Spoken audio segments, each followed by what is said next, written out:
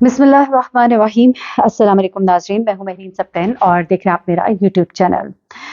नाज़रीन, इस वीडियो में मैंने आपको कुछ बातें बतानी है क्योंकि कुछ चीज़ें जो अभी क्लियर नहीं है, कुछ बातें मज़ीद खुलकर सामने आ रही हैं। उन बातों के मुतालिक आपको बताना है। मौलाना तारिक जमील साहब, उनके बेटे आसिम मुनीर जो अब इस दुनिया में नहीं रहे, आसिम जमील जो कि इस दुनिया में नहीं रहे, और उनकी ज़िंदगी में जो तकलीफ़ दे वाक़यात पेश आते रहे, जो उनकी ज़िंदगी में उनके साथ गुज़रा, वो सब मैंने आपके साथ शेयर किया। मैंने आपको गुज़िश्ता वीडियो में बताया कि किस तरह उनके कज़न ने जो उनके साथ वक़्त गुज़ारा है, उनकी बहुत सी बातें उन्होंने शेयर की, उनकी ज़िंदगी में पेश आने वाले वाक़यात, हादसात सब उन्होंने शेयर किए। लेकिन अब कुछ चीज़ें ऐसी हैं जो बहुत ही करीबी लोग हैं, जो मौलाना तारिक जमील के बहुत करीब हैं, उनके घरवालों के बहुत करीब हैं, उन्होंने भी कुछ बातें शेयर की हैं। सो ज़ाहिर-सी बात है, ये गम की घड़ी है, तकलीफ़ का वक़्त है और घरवाले बहुत तकलीफ़ में हैं। उन्होंने बताया कि मौलाना तारिक जमील जो हैं इस वक़्त अ, शदीद तकलीफ़ में हैं और लोगों से मिल तो रहे हैं क्योंकि मजबूरी है, एक बड़ा हल्का अहबाब है, लेकिन बिल्कुल गुमसुम है और ऐसा लगता है कि जैसे उनका कलेजा फट जाएगा। इस वक़्त तो वो सब्र का दामन थामे हुए हैं, लेकिन ऐसा लगता है कि अभी जैसे-जैसे, क्योंकि ऐसा होता है कि जब ज़ख्म ताज़ा होता है, अभी गर्म होती है जिस तरह चोट, तो उसका असर उस तरह नहीं होता, उसकी तकलीफ़ उतनी उस तरह महसूस नहीं होती। अब जैसे-जैसे वक़्त गुज़रेगा, आपने वो लम्हा देखा होगा जब मौलाना तारिक जमील अपने भाई के आने पर उनके गले लगते हैं, मैंने अपनी वीडियो में शेयर किया था, और फिर रोते हैं और कहते हैं कि मेरा तो सब कुछ लुट गया, मैं तो जींदे हुए मर गया, कि मैं जीते-जीते मर गया हूँ। और वो जो उनके जुमले थे, वो जो उनके अल्फाज़ और जो उनका लहज़ा था, यकीन मानिए कि कलेजा चीर कर रख दिया। उस जुमले ने, उन अल्फाज़ ने, एक बाप का जुमला, एक ऐसे बाप का जिसने अपने हाथों से अपने जवान को दफ़नाया हो, बहुत ही मुश्किल हो। मुझे याद है कि जब वो कब्र थी और कब्र में उनके बेटे को दफ़नाया जा रहा था, वो कब्र में नहीं उतरे बल्कि कब्र के पास वो बैठे थे अपना सर पकड़ के। जैसे एक शख्स जब अपना सब कुछ हार देता है, तो वो अपना सर पकड़ के कहीं बैठ जाता है। बिल्कुल वही अंदाज़ था, चेहरे पे इस कदर दुःख और कर्ब था कि आप सोच भी नहीं सकते, सोच भी नहीं सकते। उस्मान बेग जो हैं, करीबी साथी भी हैं मौलाना तारिक जमील के साथ, बहुत उनके साथ रहने वाले शख्सियात में से हैं, और उन्होंने कुछ बातें शेयर की। उन्होंने बताया इस वक़्त जो मौलाना तारिक जमील साहब की वाइफ़ है, बहुत सख्ते में है, बहुत ज़्यादा गम में है, बहुत ज़्यादा गम में है। माँ का गम तो फिर आप समझ नहीं सकते, उसको बयान नहीं किया जा सकता। और उनका बेटा, ये एक वो बेटा था जिसके बारे में उन्होंने बताया कि दोनों माँ-बाप उससे बड़ा प्यार करते थे और एक वालेहाना अंदाज़ था मौलाना तारिक जमील का उससे मिलने का, कि जब भी बेटा आता था तो बाहें खोल देते थे, उसको गले लगा लेते थे। क्या कहा, ज़रा ये मैं आपको सुनवाती हूँ और उसके बाद फिर आपको कुछ और बातें बताऊँगी। लेकिन ज़रा ये पहले सुनिएगा कि इस वक़्त उनके घर में क्या माहौल है और मौलाना तारिक जमील के अपने इस बेटे के साथ जो एक मोहब्बत, जो कुर्ब था, वो कैसा था। जी, ये आपने सुना। इन्होंने ये भी बताया कि जो इनके बेटे थे आसिम, ये बहुत ही साफ़ दिल के थे, बड़े ही साफ़ दिल के थे, बड़े काइंड हार्टेड थे, बहुत ही पोलाइट थे। मोहब्बत से सबके साथ पेश आने वाले, गरीबों को अपने साथ बिठाना, उनसे कोई फ़र्क ना रखना, कि जो एक माहौल, इनके कज़न बता रहे थे कि हमारा माहौल जो है अपने लोगों के साथ, रियाया के साथ, एक मालिक और रियाया वाला है। लेकिन जो आसिम का रवैया था, उसके बारे में हर किसी ने ये कहा कि वो बहुत ज़्यादा गरीबों के साथ घुल-मिल कर रहते थे, जो कोई कुछ कहता था उसको दे देते थे। तो बड़ी एक मोहब्बत करने वाली और बाँटने वाली एक शख्सियत थी। तो ये तमाम बातें उन्होंने भी शेयर की उस्मान ने, और उन्होंने ये भी बताया उस्मान बेग ने कि किस तरह से मौलाना तारिक जमील अपने इस बेटे से मोहब्बत करते थे, घंटों इससे बातें करते थे, क्या शफ़क़त का अंदाज़ था, ये सब कुछ। अब मैं आपको बताना चाहती हूँ कि कुछ चीज़ें, जिस तरह के जब इनके बेटे को दफ़नाया जाना था, उससे पहले उन्हें गुस्ल दिया गया। बहुत से लोगों ने बड़ी अजीब-अजीब बातें की। कहा कि मौलाना तारिक जमील तो इतने मज़हबी हैं, उनके घर में देखें क्या हुआ, एक हराम मौत, नऊज़ुबिल्लाह। देखिए, इनके चचा ने ये बात बताई है। इनके चचा ने कहा कि अच्छा, इस बात को मैं बल्कि for once and all clear करना चाहती हूँ, फिर मैं इनके गुस्ल के वक़्त कुछ चीज़ें जो हैं, वो जो बातें कुछ बताई गई, वो भी आपको बताऊँ। अच्छा, अब उसमें ये है कि इनके चचा ने कहा कि वो जो गार्ड था, गार्ड के पास पिस्तौल था, ये पिस्तौल पुराने स्टाइल का था, जिसमें आपको आप 1, 2, 3, 4, 5, 6 करके आप मतलब क्लिक करते हैं और गोली मारते हैं, जिस तरह भी। वो जो नए हैं जिनका आप वो पीछे खींचते हैं, मुझे एग्ज़ैक्टली वो वर्ड्स ज़हन से उतर गए, लेकिन उन्होंने कहा कि ये पिस्तौल पुराने तर्ज का था, 6 गोली वाला पिस्तौल था।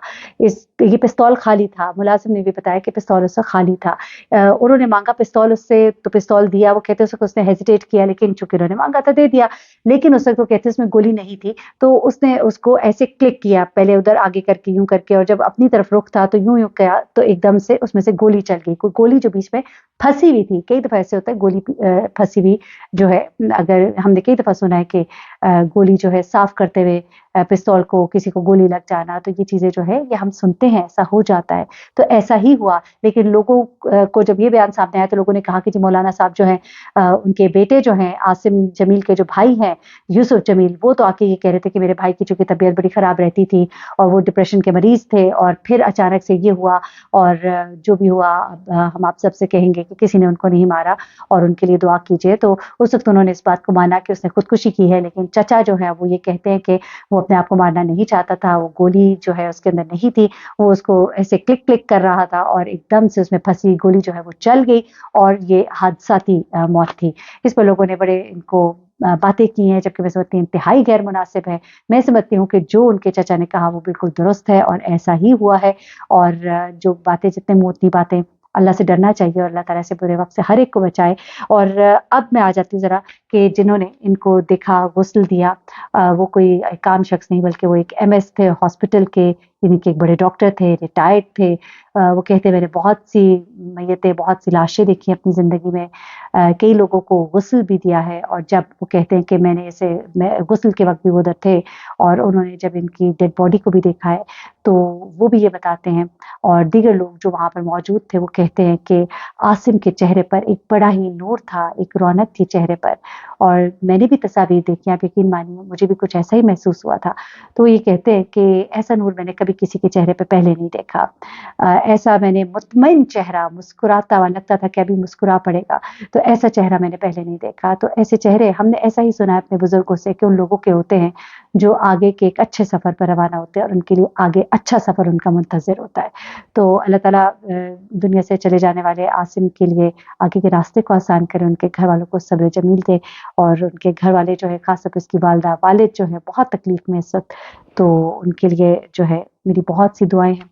अपना बहुत ख़्याल रखिएगा। मज़ीद जो चीज़ें सामने आएँगी वो भी आपके साथ शेयर करूँगी। अल्लाह हाफ़िज़।